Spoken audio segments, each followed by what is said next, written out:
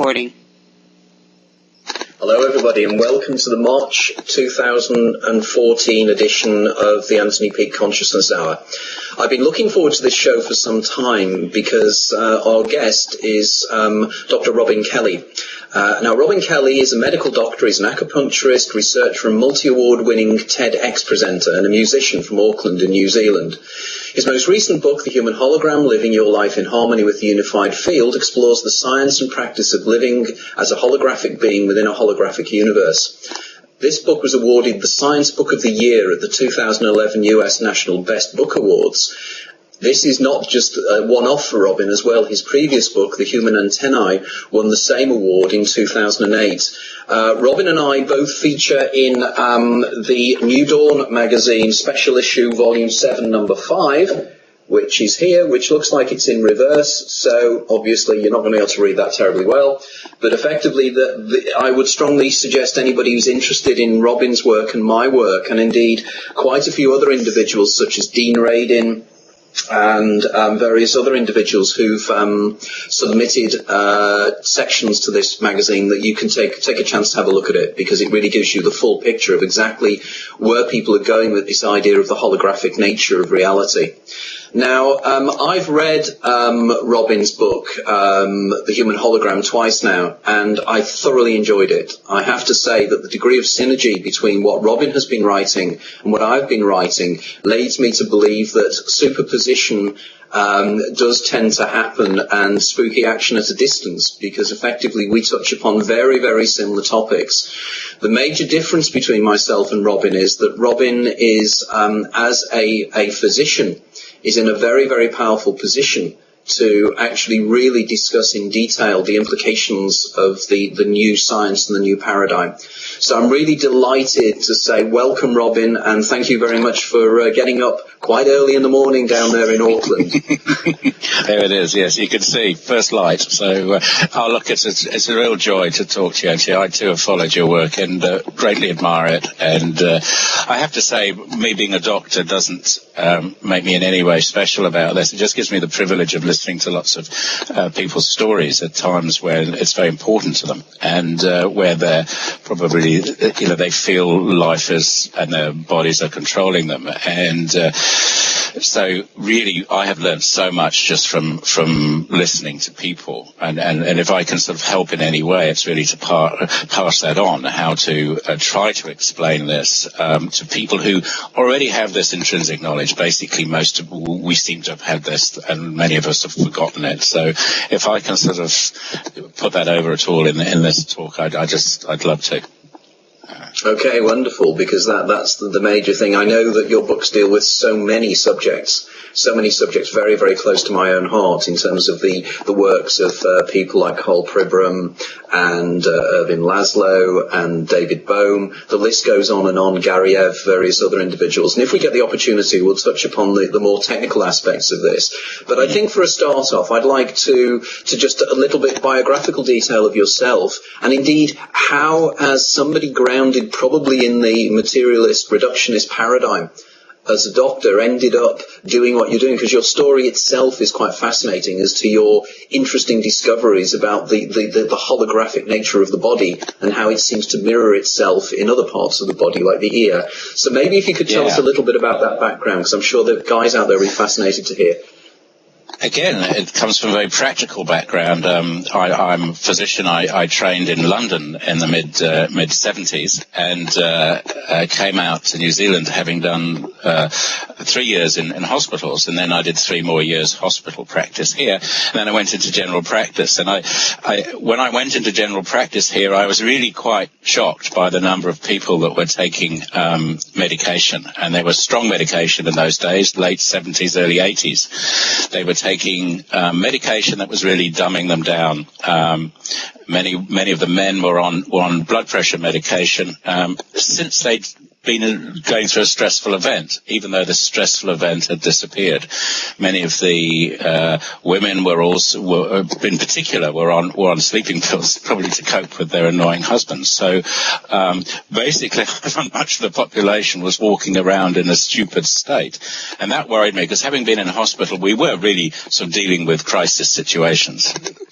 So I started very early. In fact, after 2 weeks, to look for other ways to help people. And the first thing I did is take them off many of their drugs, and found that a lot of them got better and they didn't need to see me. So I thought, oh God, I've got to do something here. And I started to do acupuncture, basically, and I studied acupuncture, and a number of us, luckily at that time, 4 or 5 of us in New Zealand were feeling the same way. And we not only started to do acupuncture and saw the wonderful results, we also said, look, we can't explain this with the present paradigm, materialistic paradigm. And therefore, we started to study Chinese medicine and the philosophy of Chinese medicine, as above, so below, which is basically a holographic principle. And over the years, I've tried to understand what I'm trying to achieve when I'm giving acupuncture.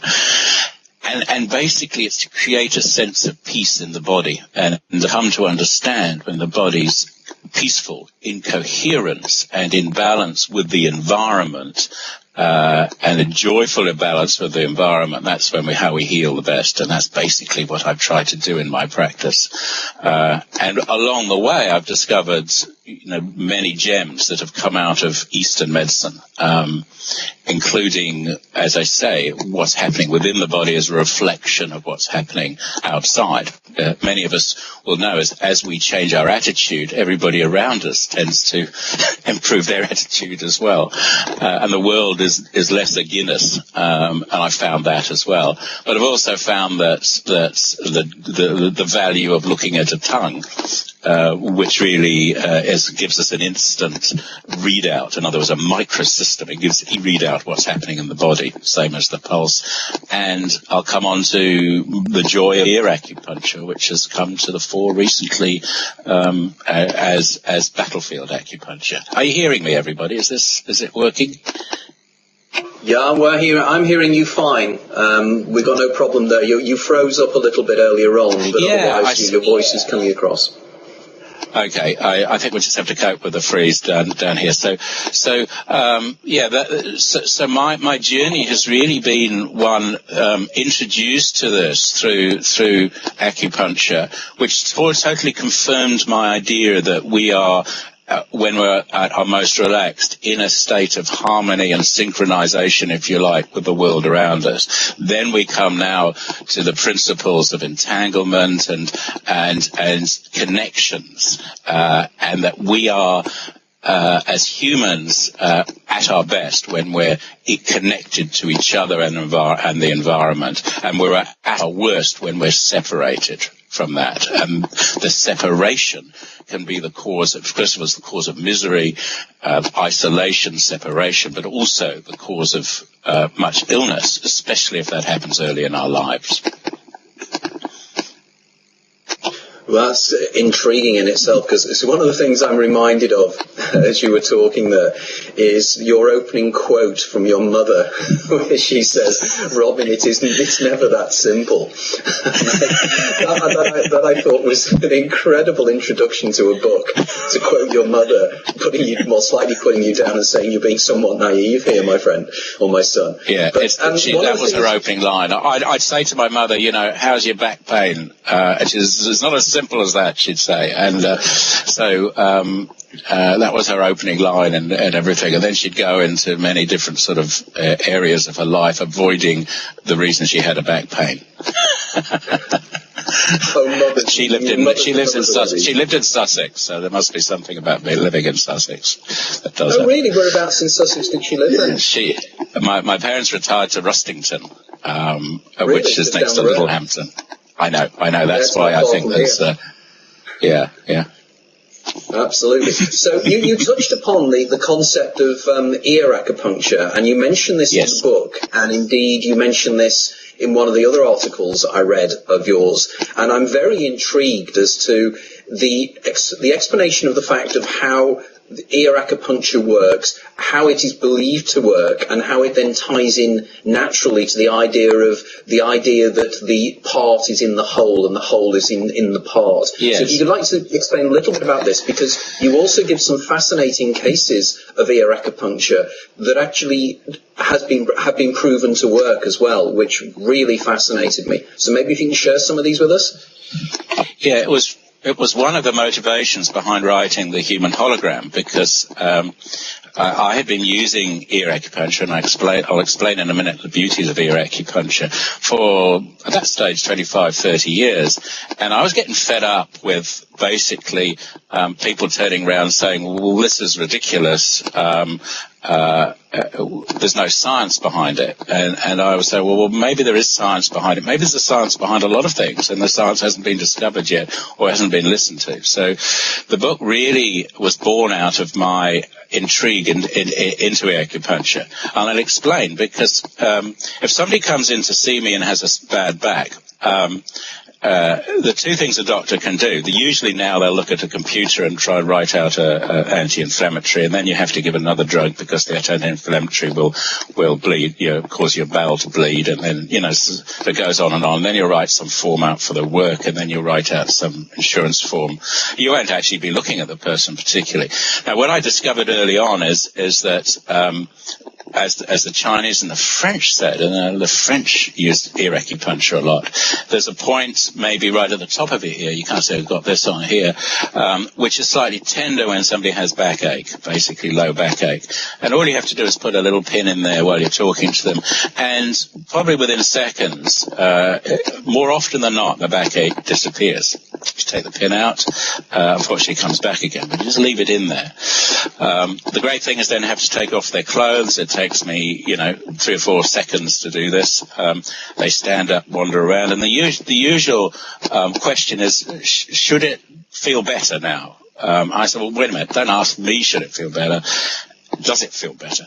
And they'll say, that's odd, it feels better. So they twist around a little bit, and end of story often. And I found that these points are very specific, as the text say. So if you go high up there, you'll go to the lower back. If you go down near the lobe and you've got a neck problem, you'll find a point very tender.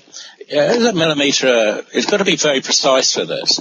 And you put a pin in there and I move the neck, and again, that'll improve. Particularly if it's a thing that's relatively recent. There's a point right in the middle, corresponds to the stomach, which you can use for women who are going through nausea in pregnancy, morning sickness. Instantly you can help this. So I was thinking, well, this is amazing, because this is something that is incredibly cheap, incredibly quick, and particularly effective. And we should be knowing about this. In fact, we should all be using this. Now, fast forward 25 years later, and a colleague of mine in the States, who was also Surgeon Commander, who found the same thing, started to use it in Iraq and on the battlefield and in Afghanistan. And now it is protocol that if somebody gets injured out on their way in the air ambulance, the paramedics are trained to use these specific points. And what they've found is by using these points, they've reduced the amount of morphine that they're using, but also they're reducing the pain and the suffering. So what I enjoy about this is right in the sort of heart, I suppose, of the worst aspects of our material world, we're having a technique that's being incredibly effective. Now, the people who developed ear acupuncture were the French, and they were the Jesuits, the missionaries who went over to China to convert the Chinese to Catholicism, but actually they weren't very successful, but they came back knowing a lot of acupuncture. And about 60 years ago, it was discovered by one of the French physicians that in a village in France, and I can't remember where, the local blacksmith was actually cauterizing a part of the ear for all the people who had back pain. And that was the top part of the ear that I'm talking about. And he was just sort of branding it And people would come from miles around, and so he looked at this tradition that had been brought back for several hundred years, and the French developed this system, but they were also neuroscientists, so they actually began to plot exactly where you should be putting your needle according to Western medicine, and it's developed from there. And if you look at the ear, what you'll see is what they say the baby in the ear, and it looks at the ear lobe. This is the auricle, the pinna, the outer flappy part of the ear, let's say, looks like a baby upside down. So what you've got is, and that's really the map that you've got. And to take it a bit further, they're using this now in post-traumatic stress when the military come back. And of course, this is a huge issue for the American government because more soldiers are being lost through post-traumatic stress and suicide and turning to drugs than actually dying on the battlefield. And we're using a protocol for post-traumatic stress that actually use points over parts of the brain, the amygdala, the hippocampus, and so on, that correspond to that. And what it seems to do is sort of like a reboot. It seems to reboot the body, and the fear-based excesses that happen in the body.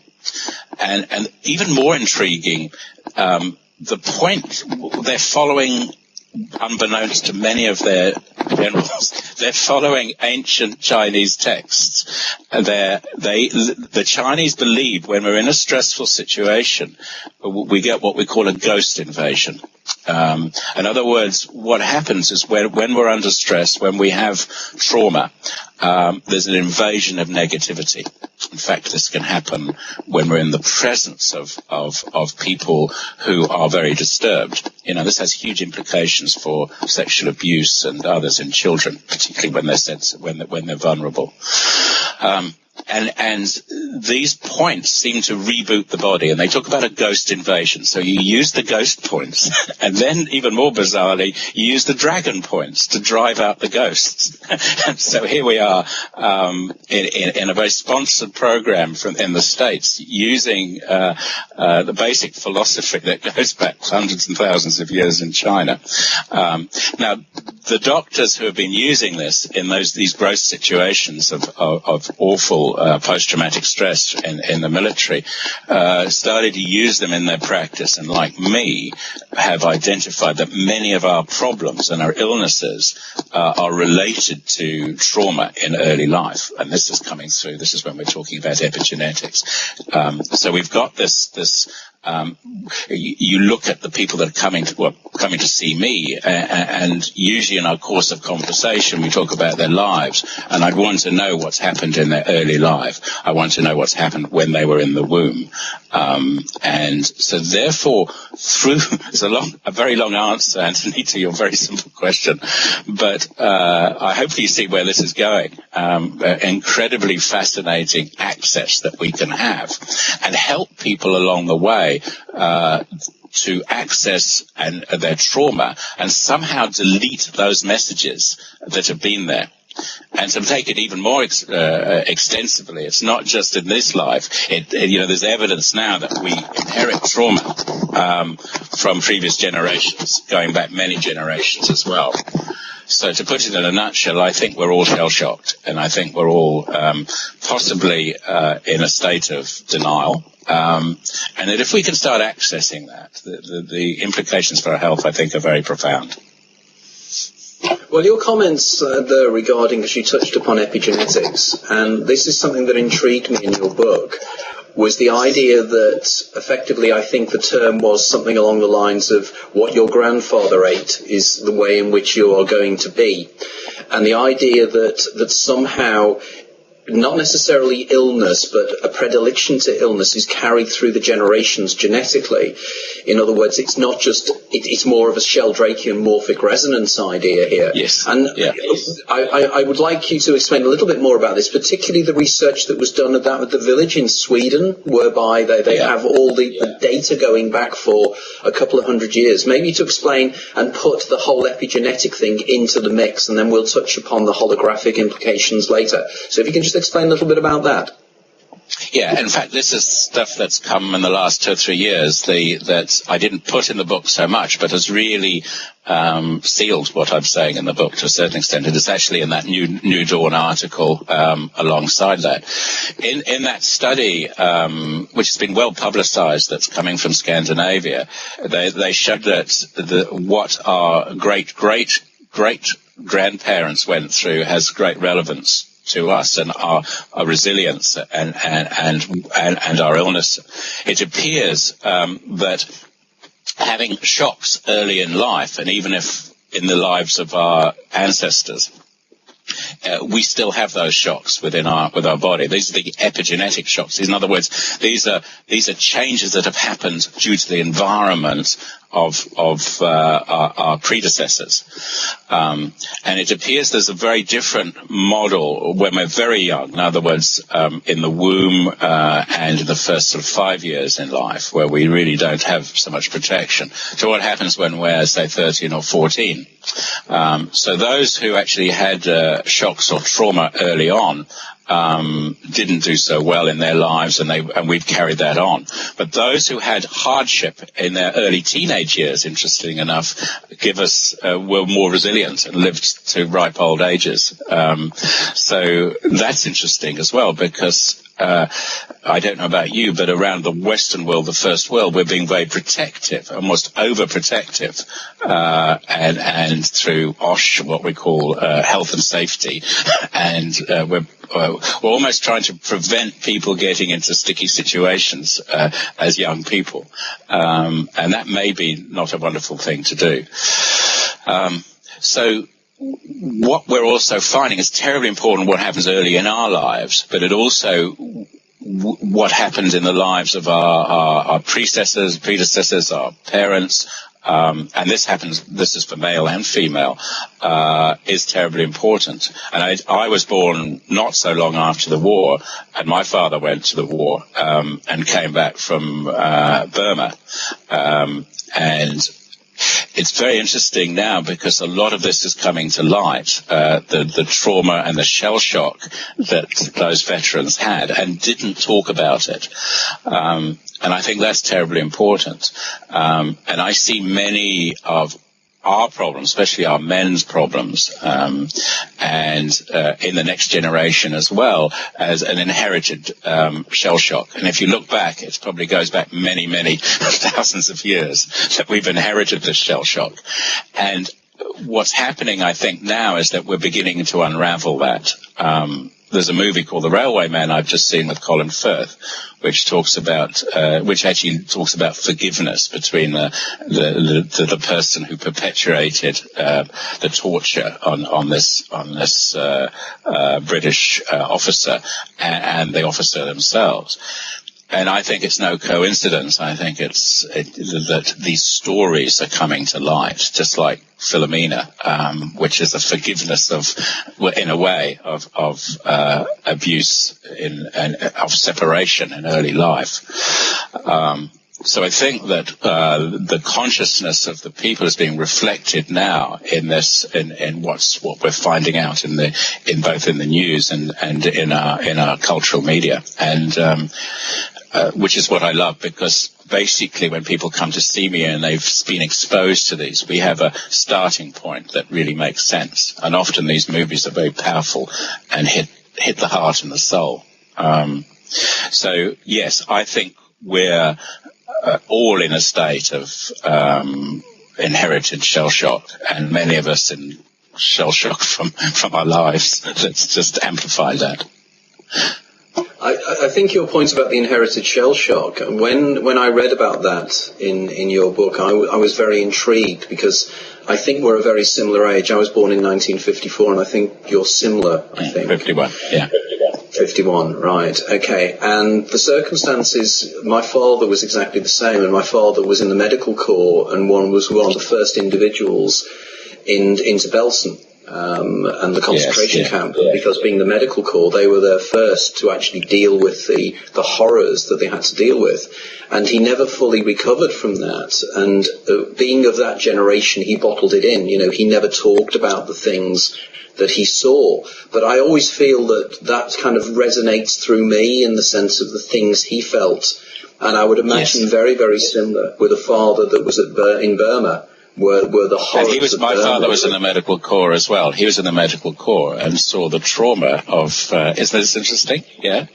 Yes. Of what went on there. And interesting in that campaign, there was, they disembarked or embarked in Bombay, or Mumbai now, and near there was a holding station called Julali, where they acclimatized when they were going out. But when they were coming back, those with shell shock were cared for in Julali. And you know the term Julali, which is now means that, you're a bit crazy if you're Julali. And they were rehabilitated and their records were wiped. And so they didn't have to suffer the trauma and the stigma of being shell-shocked. And I found that very interesting, that it was identified then, it was sort of treated, and it was good in that way because they didn't want to have the stigma. But I suspect it wasn't. It was buried as well for many. And I don't know about you, Anthony, but I carry a deep sadness, which I'm beginning to understand more. Yeah, no, I agree that I think the horrors of the Second World War, and particularly on the men like our respective fathers who were kind of non-combatant but had to actually deal with the horrors in a profoundly personal way by actually dealing with the fallout of the horrors as well, and I can quite appreciate that. Right, in terms of Go on. Carry on. I was going to say that that sort of moves very, very neatly on to the reason why it is that the idea of this image within the ear, which initially sounds like what most materialist reductionists would say is total hocus pocus and ridiculous, that I'd make 2 points. The first one would be that the Taoist tradition in China was a very, very observant tradition, and therefore they would observe the effects of these things and knew that the effect that what they did actually had a general effect, because they wouldn't have pursued it otherwise. The Chinese are an extremely pragmatic people, so therefore to actually pursue something is because it actually effectively worked. But it's the idea that how is it that a small part of the body can actually, in its own way, be a representation, or more powerfully, not a representation, because effectively there is a definite one-to-one correlation between sticking a needle in a particular part of the ear and effectively affecting the part of the body. Now, this comes right back to the idea of the basic ideas of holograms and holography as the work of Dennis Gabor and various other individuals, and Karl Pribram and such like. Now, I've touched upon this in my books, and I think you're one of the few writers that have also touched upon this idea of the implicate and explicate order, and the idea of the part being in the whole. But what I'd like you to do now is, because of your expertise in this, to explain to the listeners exactly why holograms are so peculiar, and why it is that the part can contain the whole in the way that the ear can contain the whole body, and indeed the way, as William Blake said, we can see heaven in a wild flower. So if you could explain that a little bit, I'm sure that the people there will be very interested. Yeah. I think that where am I going to start with this one? I'd probably, you can start with Gabor's work. Well, basically, when he split coherent light into two beams, and one was deflected, passed through maybe an object. One actually had interfered with an object, and I call it an apple because everybody uses an apple because it's simple to use. And another beam was actually deflected, was aimed towards a mirror. And then the two beams were made to collide again in an interference pattern. And when this happened, it was recorded on a plate, like a photographic plate. And they found that when they actually fired this coherent beam of light through the plate, you could recreate the apple. Okay, a 3D image of the apple, the holographic image that we see in shows, in fact. So you've got, and this had, this wasn't just a 3D image. You could walk round it, and it would have what they call parallax. You could actually see the apple as you went round from different parts. And this is important because it looks like that this may be the way, one of the ways, a clue on how we construct this 3 and 4-dimensional world around us. And it may well be that in reality there are just interference patterns that somehow that our senses are there to create this other reality, and we'll go on to that as well. Now, as many people will know, the important thing is now that what's recorded on that plate is very important, because if you cut out any little corner of the plate, no matter how small, and fire a beam through that terribly small part, you will get the whole. So here's the principle that here in our 3 and 4-dimensional materialistic world, it may well be that the smallest part can carry all the information of the greatest part. Now, go back to other principles then of Chinese medicine, as above, so below, that in fact, we carry within us universal truths, and we are maybe a reflection of the greater whole as well. And not only that, is that if we go into a Vedic medicine and our chakras, that it would seem that the environment around us impacts on our chakras, on the microsystem, and that also the microsystem then impacts on the macrosystem. Therefore, you can see that where society is at with their consciousness, which I would say that certainly in the Western world, our heart may be beginning to open from the very controlling issues of the third chakra. Our heart is opening. Okay, hence the green movement. Heart is green in Chinese medicine, and pink to a certain extent. That our heart is opening, and we're beginning to understand that it's not just about competition. And us being the top of the competitive tree when we come to being humans. And it's not all about us battling each other, but it's actually worth working together towards a greater good, and that we are part of a greater whole, and we are part of this world. And if we don't recognize that, we're finished. So our hearts are beginning to open. Actually, this is what happens in healing. So it's terribly important to me that I focus my work on heart opening, but allowing hearts to open without being vulnerable. Because in the past, whenever hearts have been open for many of these people, they've been deeply hurt. So how I behave and how my being becomes terribly important. And this isn't just as a doctor or a healer. It's in every body does this. Everybody is a healer. So if they can understand this and their hearts are opening, then others open up around them. And I think this is what's happening. So I suppose to take it to the broader aspect is what we need to sort out is basically our internal balance. And once our internal balance comes right, it spreads to others effortlessly.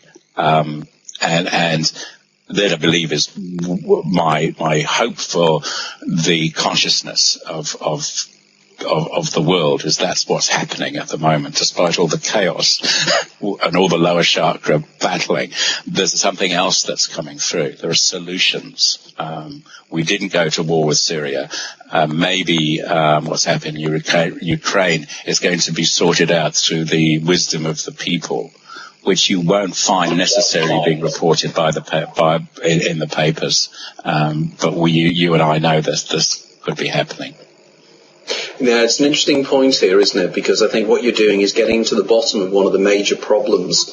I'm a sociologist by training, and one of the great mysteries is the seeming conflict between natural altruism of human beings and Darwinism. And Darwinism is supposed to be survival of the fittest, and therefore you're going to be looking after, at best, your family unit to the detriment of other family units, whereas we know that this is not the case, and that because in a strictly Darwinian argument, altruism is self-destructive, and surely it would have been the case that the altruistic individuals would have died out and therefore not procreated, and therefore anti-altruism would have been the way of humanity as it stands at the moment, and that's clearly not the case. And I recall that writers like Durkheim and various other individuals were very fascinated by this. But this suggests that what we are actually are a collective whole. We are, as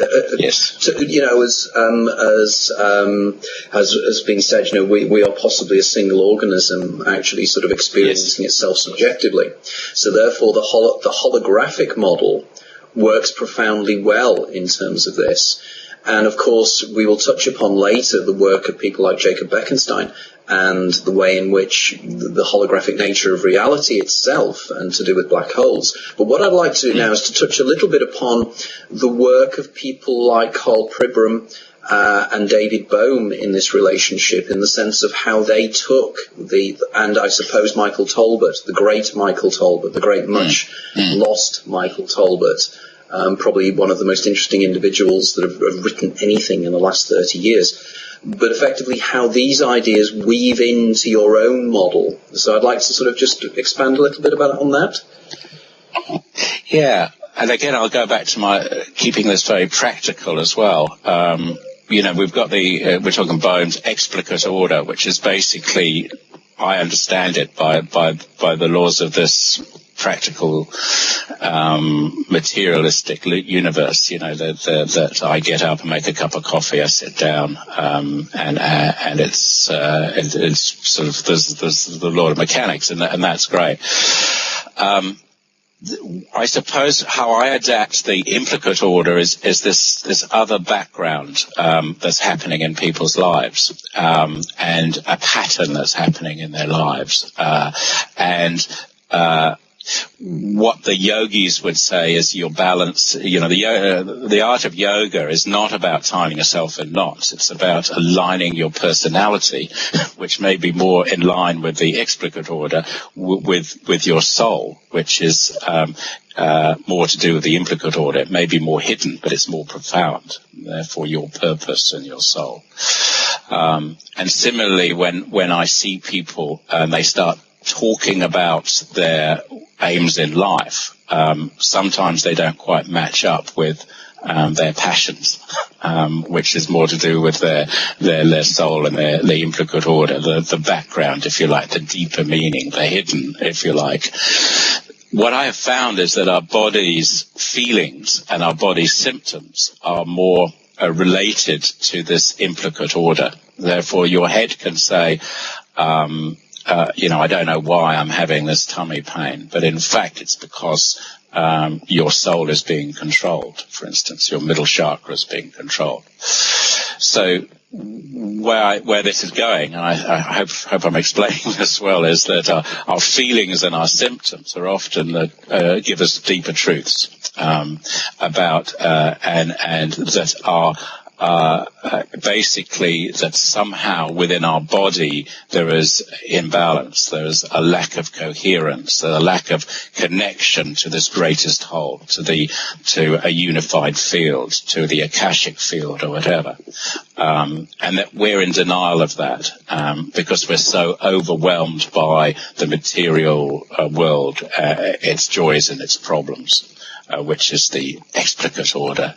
So that's how I use the David Bohm's concept, in that there are deeper truths, and in fact the body reflects those deeper truths. better than our contrived analytical brain, if you like. And we've sort of got out of the habit of really deep listening to people. Therefore, when people start telling their story of their lives, their connections, their traumas and their joys and their passions, then we get an understanding of their deeper purpose and their deeper soul. And when they start living in that flow, they become truly healthy. And when there's conflict with that, with the demands of the explicate order, if you like, that's when we get problems. And to be honest, it's usually about setting people free, and it's also by reducing the control they have in their lives and the control others have in life. And to move on to your work about what happens when we die, I see this naturally occurring when people are very sick and they're actually dying. They're having to lose control. But at the same time, when they start losing control, then the veil between these worlds tends to lift. And there are many stories of how there are visions of people who are dying or of a greater whole. And the near-death experiences are saying that as well. And it's generally a joyful vision. Generally, not always, but a joyful vision. I'm working through this. The implicate order seems to be when we're going for the flow, when we're in joy, when we're not being over analytical. The explicate order are the challenges of our lives. And I believe that they're important because I think the way our actions, how we respond to those challenges in life are the ones that is how we feed into the implicate order, the greater whole, and how we are responsible for growing a greater consciousness. Yeah, it's interesting you mentioned there about the near-death experience and the way in which it seems that towards the end of life we start to access the informational fields, information coming up from possibly the 0 point field, whatever we like to define it. There seems to be the barriers start to come down. And it's interesting, Dia and I, our last guest was Dr. Penny Satori. And we were discussing about Penny's recent book and her work with Sampania. And I know you mentioned Sampania and the Aware Project in your book. And the idea that something very, very peculiar starts to happen to consciousness at the point of death. But, we have, the Peake and Darien experiences and perceptions of people that have died that are actually seeming to be imposing into this worldview. And very much, I would argue that this could be to do with possibly the release of certain entheogens within the brain, particularly dimethyltryptamine, endogenous dimethyltryptamine. Now, of course, there is the counterpoint to this as well, is the other start of life. And again, the way children have very, very open experiences of reality, the idea of how we perceive reality as a child before social programming starts to get in the way. We see the world in a very raw way. Now, I'm leading on to this because I was very intrigued with your section about your father-in-law and his decline into Alzheimer's, and the way in which Alzheimer's seems to be a kind of almost a reversal back into the womb, as if there's a certain point where the brain, when somebody gets to a certain age, is actually moving back and the perceptions are opening in different ways. And the reason I'm interested in this is that my mother has Alzheimer's, and one of the precursors to her Alzheimer's was she started to develop the ability to see people around her. She'd see little people walking around her, and she'd perceive things that weren't there. Now, I know this is Bonnet syndrome, and I'm really intrigued to be the linkage between Bonnet syndrome, Alzheimer's disease, and the way in which it just seems that the doors of perception, the kind of idea of the Huxley idea and everything else, the Bergsonian idea that the brain is an attenuator, and under certain circumstances the brain starts to open itself up to the wider implicate order as well as the explicate order. And I know you touch upon this in your writing. And that's why I think there's a great deal of synergy between what we're writing about. What I'd like to now do is to move on slightly to the work that I touched upon about with Jacob Bekenstein, and the idea of the universe itself being a huge hologram that is effectively actually presenting a three-dimensional reality on a two-dimensional space. And funnily enough, one of the things that I discovered when I was reading your material, and I went back to Bekenstein's material after reading yours, I realized that, of course, I have the original Scientific American from Is the Universe a Hologram from 2003, and clearly that was before I started really writing, so clearly it was the Bekenstein article that really led me to the David Bohm and everything else.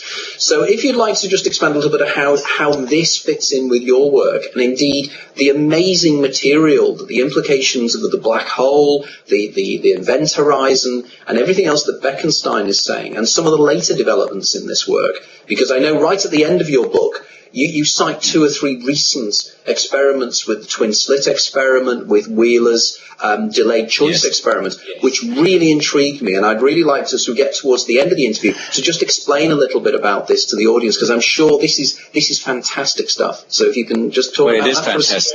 It is fantastic stuff, and I think it's a work in progress, because some of it I really harmonise with. Some of it I don't quite harmonise with, but I can understand where it's going. And from a practical point of view, those articles, there's also one in the New Scientist around that time. 2003, I think this one was, and another one maybe in 2009, that really said, look, this is gaining some traction out there, and I'm going to start writing about this. But what they were writing about the reality, the possible reality of a holographic universe. But then I said, well, if that's holographic, then if the universe is holographic, we're part of the universe, therefore we're holographic as well.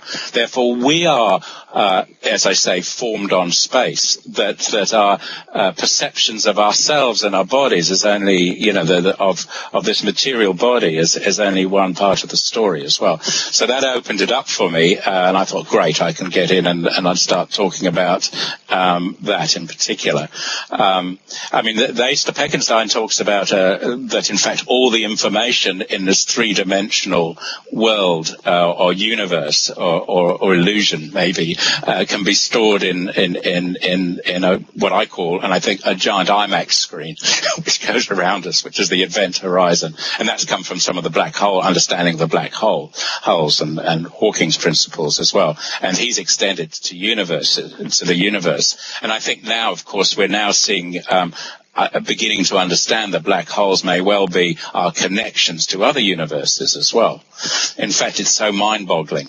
In fact, I'm so intrigued, because it seems like we are extrapolating to the extremes of our understanding. And I think that's what happens. So we're now being able to understand when we go right to the sort of 14.5 billion years ago, the Big Bang, and then we're beginning to understand these huge numbers and these mega trillions of numbers, and they're beyond our experience, if you like. They're beyond our experience. So as far as our mind is going, as they say, that's as far as the universe is going as well. So, our universe and our mind are so totally connected, because we're understanding the limits. And now we've got an infinite number, which is a very difficult thing to understand as well, of other dimensions and other universes as well. So Bekenstein really was saying, hey, it's perfectly possible that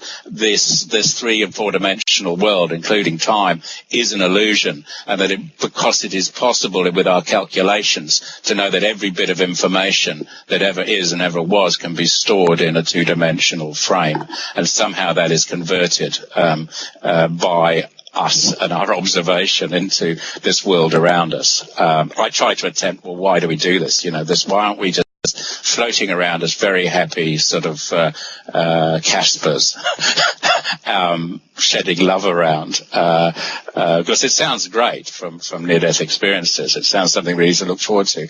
And I try to explain why I think these dimensions are important and, in fact, a miracle.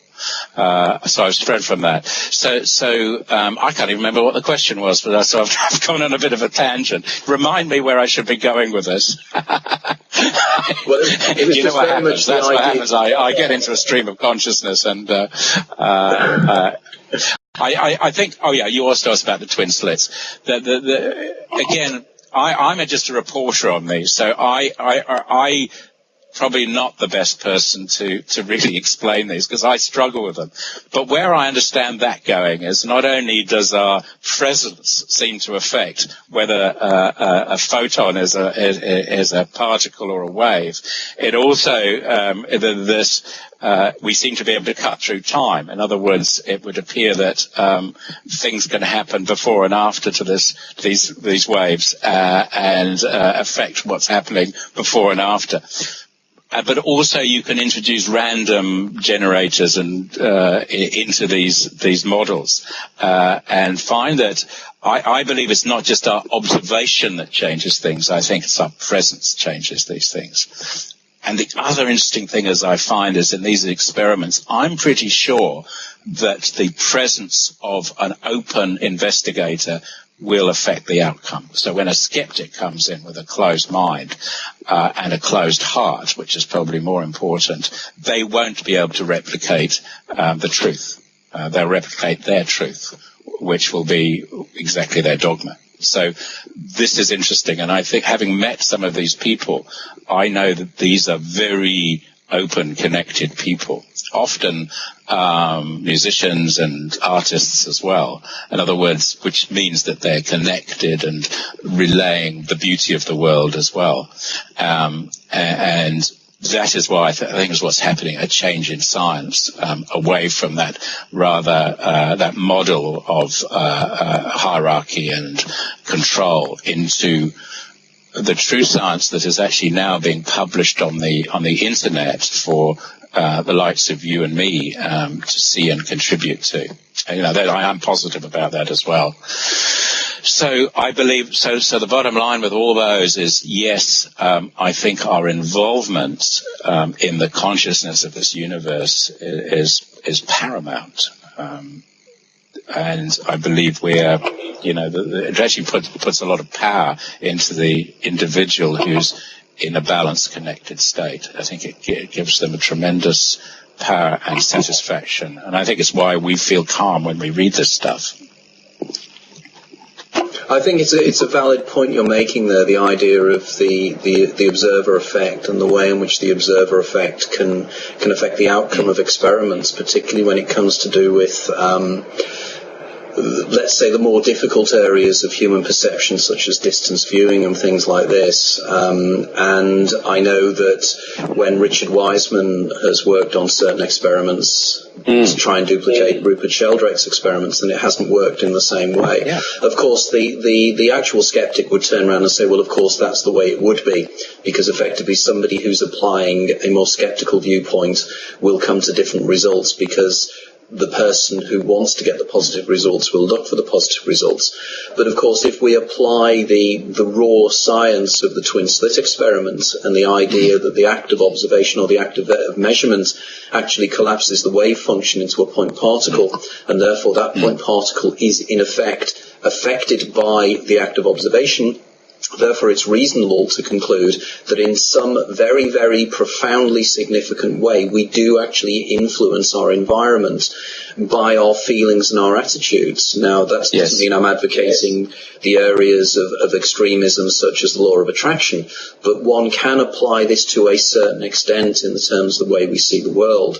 And of course, people like Tom Campbell will actually make points about this in his way. My associate Irvin Laszlo is very much making certain points of view in terms of this as well. And of course, even if you go down to the ideas of collective consciousness and the way in which when groups of individuals start to believe something is real, there is some kind of a critical Gladwellian tipping point whereby suddenly that becomes real. You know, I'm reminded of the time. Yeah, and I'm reminded of the time, you know, I think it's Marcus Chown, somebody we both have quoted many times, very much points out, I think it's in his book, The Particle Zoo, where I think it's Marcus, I'm not quite sure, but effectively the idea, and I can't remember who said this, but every time they seem to do the maths about a particular subatomic particle should be discovered, lo and behold, within a few weeks, the maths works and they discover the subatomic particle in these atom smashers. And I think there was one famous quote where some famous scientist turned around and said, who on earth ordered that, when they discovered one particular meson or muon or whatever. So clearly there is an integral relationship between consciousness and reality. Now, effectively, as a physician, you must see this all the time. You know, the idea that certain individuals will make themselves ill because they believe that they're going to be ill. And I think as a final point, because one of the things in your book that really intrigued me was this idea that certain individuals, if they believe they have a chance of having a heart attack, they are more likely to die of a heart attack because that's what they believe. It's almost the reverse placebo effect. Is it the nocebo? I can't remember what the term is. Yeah, nocebo. You know, yeah, so to finally sort of just to finish off in terms of our discussions, where is your work leading you now? What are your next things you're going to be doing? And indeed, more importantly, where can my listeners know more about your work and what you're doing now? Okay, well, I'll start with that, and you can come to my website, Dr. Robin Kelly, Dr. Kelly, ROBINKELLY.com. This is the easiest one. I've also got a Facebook page, the Human Hologram, which is an interactive thing, which I want you to look at and contribute to, because this is a work in progress, as I've said. And I do some YouTube stuff, and we may be doing some more videos and some. I do some talks and lectures, mostly this part of the world. But anyway, please contribute and send me information via my website, which is important. Where my work is going, again, we've touched on this, but there's this whole area of quantum epigenetics, and the bottom line is that it would seem that it's very difficult to quantify the environmental impact on us and how that affects our health in a linear way. We have to start understanding that really if we live our lives in an unnatural way, in other words, and our natural way should be as a community animal with compassion and open hearts. If we start living like that, that's the best thing we can do for our health. But many of us with our health problems are being challenged by our upbringing, particularly if that upbringing didn't have that love in us and we didn't have that imprint of compassion and love early on. Now, the good news is that it can change, that in fact, once we're aware of that, there are many things we can do to right that. I've mentioned some ear acupuncture, that you can start rebooting the body. I'm less interested in that than actually giving people tools to do this themselves. And the tool actually comes from awareness. And when we start talking like this, I can see an aha button going off in people. And that is actually the most important thing. And then we can use other tools to help this conditioning that we are separate, isolated beings. Okay, this is the conditioning that is so impacts on our health. And so we can change things. And you're quite right. You mentioned that study where men who predicted they were going to get heart attacks ended up getting heart attacks, irrespective of their whether they were smoking or cholesterol or they're eating the wrong things. And the people who didn't, who thought, oh, well, we'll never get a heart attack or whatever, had less likely chance of getting them. So therefore, our preconditioning, our understanding, basically our fear can create problems. And this is terribly important as a doctor, and huge implications for our medical system as well, which could would be based on fear, and particularly fear of dying. You know, we haven't had time to talk about that. But our whole lives are, it's right that we fear dying in many ways because we don't want to run into the middle of a motorway or jump out of an aeroplane without a parachute. So it's important that we have a natural fear of dying. But what's happened is that we've become a natural fear of dying, and dying has become taboo. So if we knew that it was a transition, or we had an idea into another realm, and we could reduce that fear, we could probably start living better and living longer. So you got the best of both worlds as well. These, again, you know, my next book will be about this. It'll be about what it would mean to medicine and indeed to our lives if we didn't have this unnatural fear of dying, how it would actually impact on our health. So I think there are huge, major implications from this work. I work with people who are terminal and dying, and there's something else that happens, and they are often in a state of acceptance. This is the best time, and in a state of peace. And the problem comes with the people around them who are actually fearing this more than they are. And they become the teachers. And they become our teachers as doctors as well. They often reassure us about things. So I believe we're at a wonderful stage, and I think your work, Anthony, is contributing to this hugely, of awareness of this transition, a demystifying of death, which somehow is going to really enhance our lives here.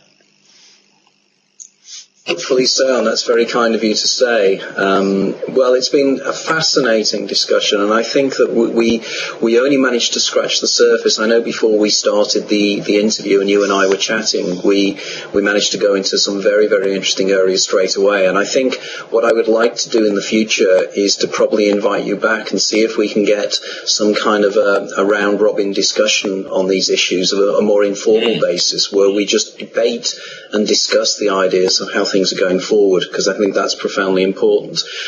Well, Dr. Robin Kelly, thank you very much for getting up early down there in the deep Antipodes in order to chat with me. I'm delighted to know that your roots are down here in West Sussex as well, which is an amazing thing, seeing as Rustington is not that far away from where I'm actually doing this interview now.